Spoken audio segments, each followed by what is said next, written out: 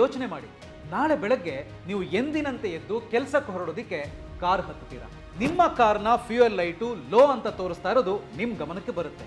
ಹತ್ತಿರದ ಪೆಟ್ರೋಲ್ ಬಂಕ್ಗೆ ಹೋದ್ರೆ ಅಲ್ಲಿ ದೃಶ್ಯನೇ ಬೇರೆ ಇರುತ್ತೆ. ಕಿಲೋಮೀಟರ್ ಗಟ್ಟಲೆ ಉದ್ದದ ಸಾಲು, ಜನರ ಕಿರುಚಾಟ, ಗದ್ದಲ, ಆತಂಕ. ಸುಮಾರು 2 ಗಂಟೆಗಳ ಕಾಲ ಸುಡು ಬಿಸಿಲಿನಲ್ಲಿ ಕಾದ ನಂತರ ನಿಮ್ಮ ಸರದಿ ಬಂದಾಗ ಆ ಬಂಕ್ ಸಿಬ್ಬಂದಿ ನಿಮ್ಮ ಹತ್ರ ಹೇಳ್ತಾರೆ, ಸರ್ ಸ್ಟಾಕ್ ಖಾಲಿಯಾಗಿದೆ. ಇದಾದ ಕೇವಲ 24 ಗಂಟೆಗಳಲ್ಲಿ ಇಡೀ ದೇಶದ ಸ್ಕೂಲ್ ಬಸ್ಗಳು ನಿಂತು ಹೋಗ್ತವೆ. 48 ಗಂಟೆಗಳಲ್ಲಿ ನಿಮ್ಮ ಮನೆಗೆ ಹಾಲು ಮತ್ತು ತರಕಾರಿ ತರುವಂತಹ ಲಾರಿಗಳು ಹೈವೇ ಮಧ್ಯದಲ್ಲಿ ಸ್ತಬ್ಧವಾಗ್ತವೆ.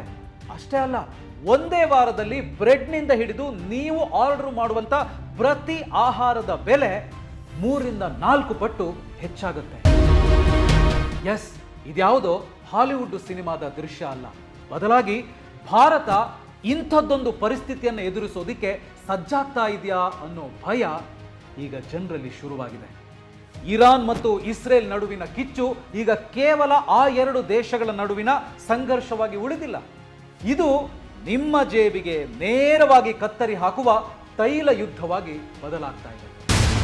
ಹಾಗಿದ್ರೆ ಈ ಯುದ್ಧ ಇನ್ನು ಎಷ್ಟು ದಿನಗಳು ಹೀಗೆ ನಡೀಬಹುದು? ಈ ಯುದ್ಧದ ಕಾರಣಕ್ಕೆ ಪೆಟ್ರೋಲ್ ಮತ್ತು ಡೀಸೆಲ್ ಬೆಲೆ ಹೆಚ್ಚಾಗುತ್ತಾ? ಒಂದು ವೇಳೆ ಜಾಸ್ತಿ ಅಂತ ಹೇಳಿದ್ರೆ ಪೆಟ್ರೋಲ್ ಬೆಲೆ ಲೀಟರ್ಗೆ 200 ರೂಪಾಯಿ ಆಗ್ಬೋದಾ? ಡೀಸೆಲ್ ಬೆಲೆ ಲೀಟರ್ಗೆ 150 ರೂಪಾಯಿ ದಾಟ್ಬೋದಾ? ಅಷ್ಟೇ ಅಲ್ಲ, ಒಂದು ವೇಳೆ ಪೆಟ್ರೋಲ್ ಡೀಸೆಲ್ ಸಪ್ಲೈ ಕಂಪ್ಲೀಟ್ ಆಗಿ ನಿಂತು ಹೋದ್ರೆ? ಒಂದ್ಸಲ ಈ ವಿಜುವಲ್ಸ್ ಅನ್ನೊಮ್ಮೆ ನೋಡಿ. ಇದು ಹೈದರಾಬಾದ್ನಲ್ಲಿ ಜನ ಪೆಟ್ರೋಲ್ ಡೀಸೆಲ್ಗೆ ಕ್ಯೂ ನಿಂತಿರೋದು. ಯಾಕಂದ್ರೆ ಪೆಟ್ರೋಲ್ ಡೀಸೆಲ್ ಇನ್ನು ಸಿಗಲ್ವೇನೋ, ಸಿಕ್ಕಿದ್ರೂ ಬೆಲೆ ಸಿಕ್ಕಾಪಟ್ಟೆ ಜಾಸ್ತಿ ಆಗ್ಬೋದು ಅಂತ ಹೇಳಿ. ಸೊ ಇದೆಲ್ಲದರ ಬಗ್ಗೆ ಈಗ ಒಂದೊಂದಾಗಿ ವಿಶ್ಲೇಷಣೆ ಮಾಡ್ತಾ ಹೋಗೋಣ. ಒಂದು ವೇಳೆ ಪೆಟ್ರೋಲ್ ಬೆಲೆ ಹೆಚ್ಚಾದ್ರೆ ಅದು ಕೆಲವು ದಿನಗಳು ಮಾತ್ರನಾ ಅಥವಾ ಪರ್ಮನೆಂಟ್ ಆಗಿ ಇರುತ್ತಾ? ಇತಿಹಾಸದಲ್ಲಿ ಈ ರೀತಿ ಯುದ್ಧಗಳು ನಡೆದಂಥ ಸಂದರ್ಭದಲ್ಲಿ ಭಾರತದಲ್ಲಿ ಪೆಟ್ರೋಲ್ ಬೆಲೆ ಅನ್ನೋದು ಹೇಗೆ ಹೆಚ್ಚಾಗಿದೆ, ಎಷ್ಟೆಷ್ಟು ಹೆಚ್ಚಾಗಿದೆ? ಇರಾನು ಈ ಸ್ಟ್ರೈಟ್ ಆಫ್ ಹಾರ್ಮುಜ್ ಜಲಸಂಧಿಯನ್ನ ಬ್ಲಾಕ್ ಮಾಡಿದ್ರೆ ಕ್ರೂಡ್ ಆಯಿಲ್ ಸಪ್ಲೈ ಅನ್ನೋದು ಬರಲ್ಲ. ಆ ಕಾರಣಕ್ಕೆ ಪೆಟ್ರೋಲ್ ಡೀಸೆಲ್ ಬೆಲೆ ಹೆಚ್ಚಾಗ್ಬೋದು ಅಂತ ಹೇಳ್ತಾರಲ್ವಾ, ಇದು ಇರಾನ್ಗೂ ಕೂಡ ಸಮಸ್ಯೆನೇ ಅಲ್ವಾ? ಅವರಿಗೂ ಈ ಆಯಿಲ್ ನಿಂದಾನೇ ಆದಾಯ ಬರ್ಬೇಕಲ್ವಾ? ಅದು ನಿಂತು ಹೋಗುತ್ತಲ್ವಾ? ಚೀನಾ ಇವರಿಂದ ಹೆಚ್ಚು ಆಯಿಲ್ ಅನ್ನ ಆಮದು ಮಾಡಿಕೊಳ್ಳುತ್ತೆ. ಹಾಗೇನೆ ಒಂದು ವೇಳೆ ಇರಾನ್ ಈ ಹಾರ್ಮುಜ್ ಜಲಸಂಧಿಯನ್ನ ಕಂಪ್ಲೀಟ್ ಆಗಿ ಬ್ಲಾಕ್ ಮಾಡಿದ್ದೇ ಆದ್ರೆ ಆ ಕಾರಣವನ್ನ ಮುಂದಿಟ್ಕೊಂಡು ಅಮೆರಿಕ ಸಂಪೂರ್ಣ ಯುದ್ಧವನ್ನ ಮಾಡುವಂತ ಸಾಧ್ಯತೆ ಕೂಡ ಇದೆ. ಇದು ಒಂಥರ ಡಬಲ್ ಡ್ಯಾಮೇಜ್ ಆಗೋ ಸಾಧ್ಯತೆನೇ ಜಾಸ್ತಿ ಇರಾನ್ಗೆ. ಹಾಯ್ ಹಲೋ ನಮಸ್ಕಾರ, ವೆಲ್ಕಮ್ ಟು ಬಾಸ್ವಾಲಾ. ನಾನು ಶೇಷಕೃಷ್ಣ ಭಟ್. ಇನ್ನು ಕೆಲವೇ ದಿನಗಳಲ್ಲಿ ಭಾರತದಲ್ಲಿ ಪೆಟ್ರೋಲ್ ಡೀಸೆಲ್ ಸಿಗಲ್ವಾ? ಒಂದು ವೇಳೆ ಸಿಕ್ಕಿದ್ರೂ ಡಬಲ್ ತ್ರಿಬಲ್ ರೇಟ್ ಕೊಡಬೇಕಾಗತ್ತಾ? ನಮ್ಮ ಕಾಸ್ಟ್ ಆಫ್ ಲಿವಿಂಗ್ ಕಾಸ್ಟ್ಲಿ ಆಗತ್ತಾ? ಈ ಪ್ರಶ್ನೆಗಳಿಗೆ ನಾವು ಉತ್ತರವನ್ನ ತಿಳ್ಕೊಳ್ಬೇಕು ಅಂತ ಆದ್ರೆ ಮೊದಲು ನಾವೇನು ಅರ್ಥ ಮಾಡ್ಕೊಳ್ಬೇಕು ಅಂತ ಹೇಳಿದ್ರೆ ಈ ಹಾರ್ಮುಜ್ ಜಲಸಂಧಿ ಬಗ್ಗೆ, ಸ್ಟ್ರೈಟ್ ಆಫ್ ಹಾರ್ಮುಜ್ ಬಗ್ಗೆ ತಿಳ್ಕೊಳ್ಳೇಬೇಕು. ನೀವು ವಿಶ್ವದ ಭೂಪಟವನ್ನು ಗಮನಿಸಿದ್ರೆ ಪಶ್ಚಿಮ ಏಷ್ಯಾದಲ್ಲಿ ಅತ್ಯಂತ ಅಯಕಟ್ಟಿನ ಜಾಗದಲ್ಲಿರೋದು ಈ ಹಾರ್ಮುಜ್ ಜಲಸಂಧಿ.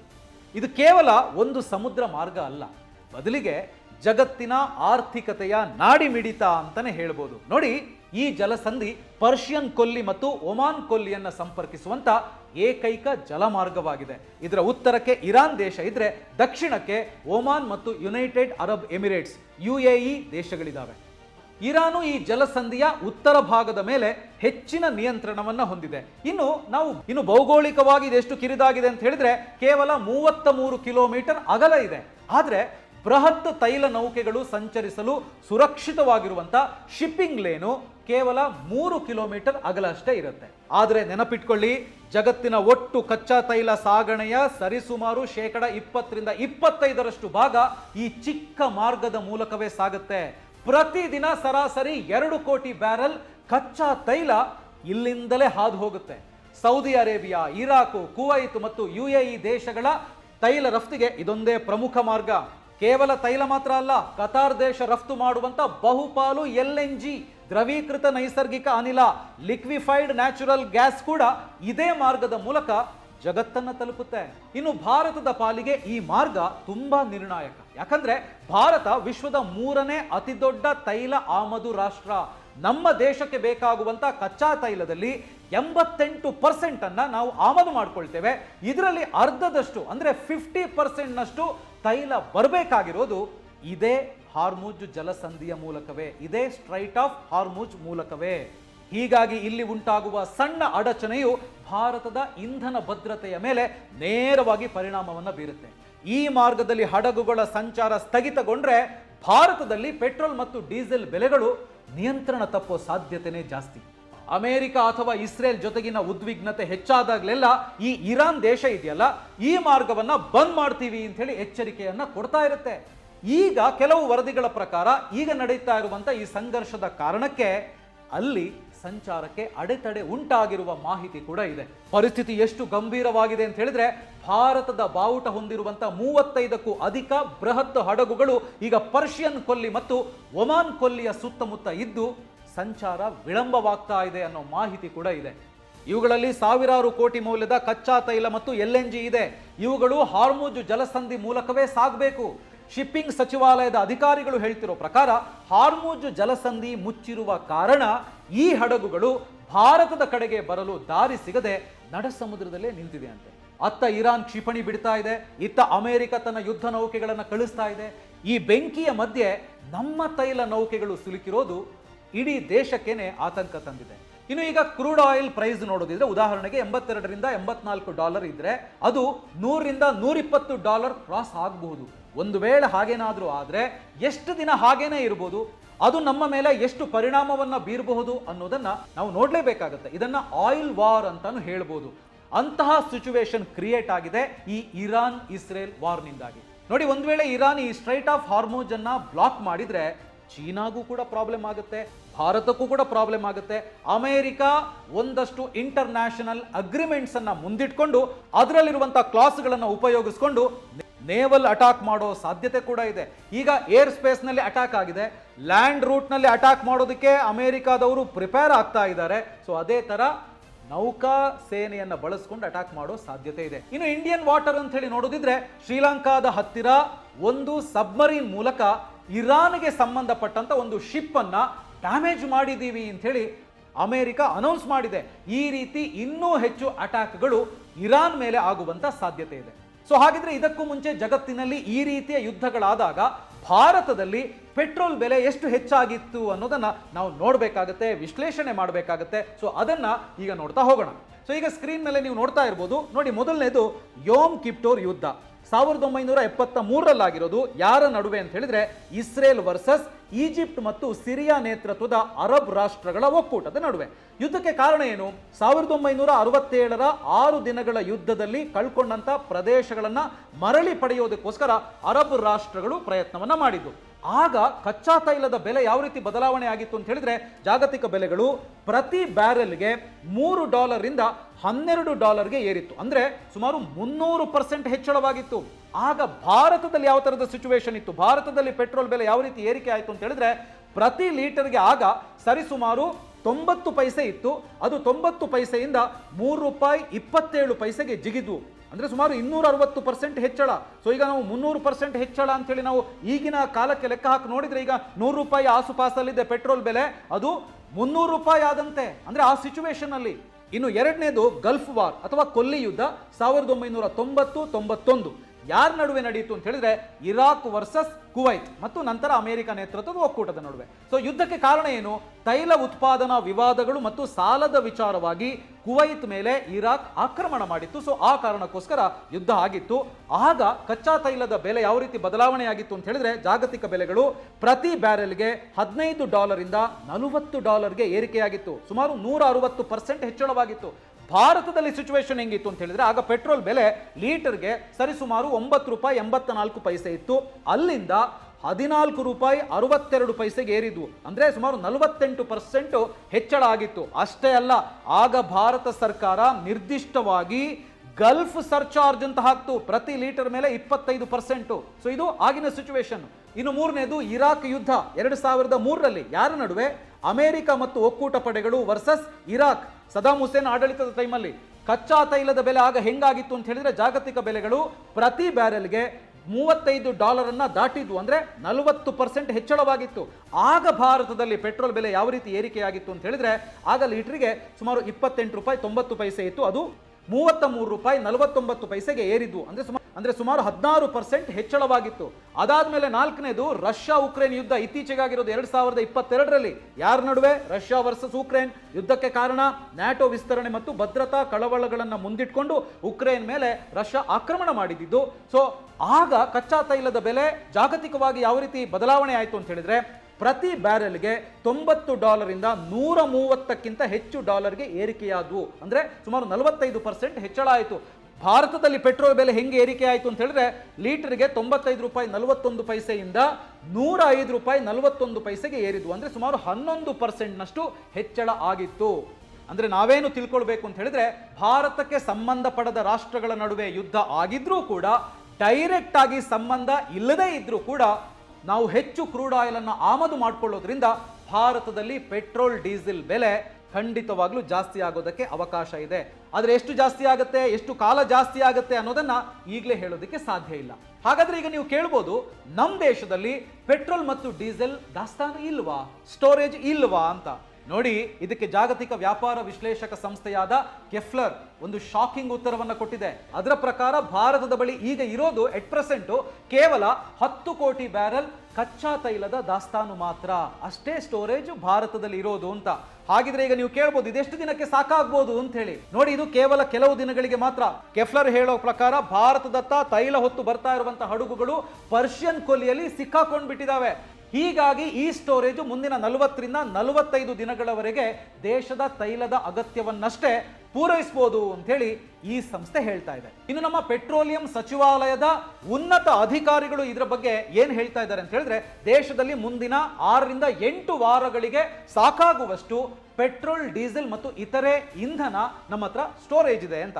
ತೈಲ ದಾಸ್ತಾನು ಟ್ಯಾಂಕ್ಗಳು, ಪೈಪ್ ಲೈನ್ಗಳು ಮತ್ತು ದೇಶಕ್ಕೆ ಬರ್ತಾ ಇರುವಂತಹ ಹಡಗುಗಳಲ್ಲಿನ ತೈಲ ದೇಶದ 25 ದಿನಗಳ ಅಗತ್ಯವನ್ನ ಪೂರೈಸಲಿದೆ ಅಂತ ಹೇಳಿ ಅವ್ರು ಹೇಳ್ತಾ ಇದ್ದಾರೆ. ಇನ್ನು ಸಂಸ್ಕರಣಾಗಾರಗಳು, ಸಂಗ್ರಹ ಮತ್ತು ಇತರೆ ದಾಸ್ತಾನು ಘಟಕಗಳಲ್ಲಿ ಇಷ್ಟೇ ದಿನಗಳಿಗೆ ಆಗುವಷ್ಟು ಇಂಧನದ ದಾಸ್ತಾನು ಇದೆ ಅಂತ ಹೇಳ್ತಾ ಇದ್ದಾರೆ. ಒಟ್ಟಾರೆಯಾಗಿ 8 ವಾರಗಳ ಕಾಲ ನಾವು ಮ್ಯಾನೇಜ್ ಮಾಡಬಹುದು. ಆದ್ರೆ ಆ 8 ವಾರ ಮುಗಿದ ಮೇಲೆ ಏನ್ ಕತೆ? ಪೆಟ್ರೋಲ್ ಸಿಗಲ್ವಾ ಅಥವಾ ತೈಲ ಬೆಲೆ ಗಗನಕ್ಕೇರುತ್ತಾ? ನೋಡಿ, ಲಂಡನ್ ಮಾರುಕಟ್ಟೆಯಲ್ಲಿ ಮಂಗಳವಾರ ಒಂದೇ ದಿನ ಬ್ರೆಂಟ್ ಕಚ್ಚಾ ತೈಲದ ದರ 8% ನಷ್ಟು ಏರಿಕೆಯಾಗಿದೆ. ಬ್ಯಾರೆಲ್ಗೆ $85.12 ತಲುಪಿದೆ. ಇದು ಕಳೆದ ಜುಲೈ ನಂತರದ ಗರಿಷ್ಠ ಮಟ್ಟ. ವೆಸ್ಟ್ ಟೆಕ್ಸಾಸ್ ಇಂಟರ್ಮೀಡಿಯೇಟ್ ದರ ಕೂಡ 7% ನಷ್ಟು ಹೆಚ್ಚಾಗಿದೆ. ಕೇಂದ್ರ ಸಚಿವ ಹರ್ದೀಪ್ ಸಿಂಗ್ ಪುರಿ ಅವರು ನಮ್ಮಲ್ಲಿ ದಾಸ್ತಾನು ಚೆನ್ನಾಗಿದೆ, ಸ್ಟೋರೇಜ್ ಇದೆ, ಯಾವ ಕಾರಣಕ್ಕೂ ಭಯ ಪಡಬೇಡಿ ಅಂತ ಹೇಳ್ತಾ ಇದ್ದಾರೆ ದೇಶದ ಜನರಿಗೆ. ಆದ್ರೆ ಸಾರಿಗೆ ವೆಚ್ಚ ಮತ್ತೆ ಇನ್ಶೂರೆನ್ಸ್ ಕಾಸ್ಟ್, ವಿಮಾ ವೆಚ್ಚ ಗಗನಕ್ಕೇರ್ತಾ ಇದೆ. ಯುದ್ಧದ ವಾತಾವರಣದಲ್ಲಿ ಹಡಗುಗಳ ವಿಮೆ ದುಬಾರಿಯಾದಾಗ ಆ ಹೊರೆ ನೇರವಾಗಿ ಪೆಟ್ರೋಲ್ ಬಂಕ್ಗಳ ಮೇಲೆ ಬೀಳುತ್ತೆ.